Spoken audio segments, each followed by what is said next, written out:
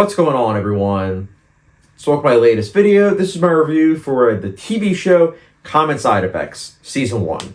So Common Side Effects, it is a show that aired on HBO Max as well as Adult Swim simultaneously, 10 episodes long for the first season, which did start in February and it was week to week. I still remember in February going on HBO Max and seeing the poster combined with the premise and saying to myself, I need to check this show out. But at that point in time, I just had so many shows that I was watching simultaneously that I had to put it on the back burner. So I just added it to the watch list, and when I got to it, I got to it. So this month, June of 2025, I finally got around to it, and I'm filming this on June 15th, 2025. I finished the show yesterday, and I have to say, this is a must-watch show for everyone. This is a very fascinating show. If you need to know the premise of the show, which I will say this right off the bat, the premise hooked me in immediately. The premise is this.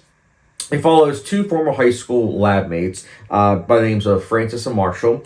They are unraveling a conspiracy involving Big Pharma as well as the government and how they are trying to suppress a magical mushroom that could potentially save millions of lives, if not billions. So I liked that premise. I immediately said to myself, that sounds so fascinating. I hope that it's executed well. And I'm happy to report back that it is. I think the voice acting is really good. I love the pacing of each episode. I think that it's thematically rich, whilst at the same time combining a lot of different genres. I mean, this is a show that is combining art house elements with conspiracy thriller, with drama, buddy cop comedy, if you will, in some instances. So it's doing a lot.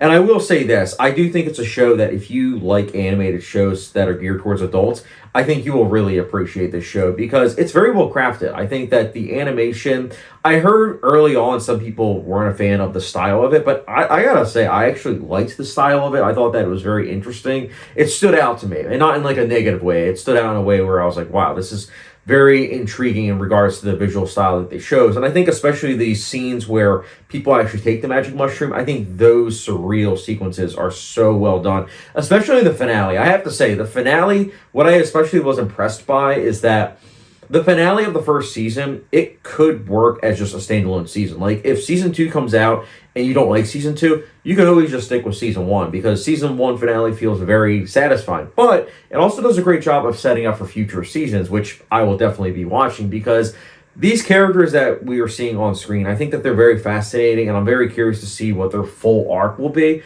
But you can read between the lines and, think to yourself what will probably happen to them in the future based on what was established in that finale. But yeah, in terms of pacing, in terms of editing, voice acting, cinematography, animation, it all comes together to create a really, really good experience. And also, goes without saying, I can't believe I forgot talking about this, so I apologize.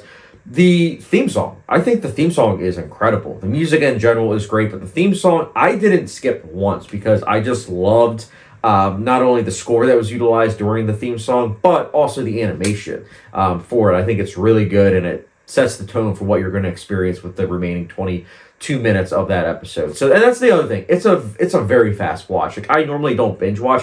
I binge watched the 10 episodes. I finished it in, I think it was 2-3 days. So it's definitely a show that if you love binge watching, it's a very good show to binge watch. But at the same time, I'm looking forward to season 2 to watch week to week because the way each episode ends, it does make you crave more. So I'm very curious to see what season 2 is going to give us. But again, if you've been sleeping on this show, I highly recommend you watch it. And that's why for me, Common Side Effects, I'll personally be giving a...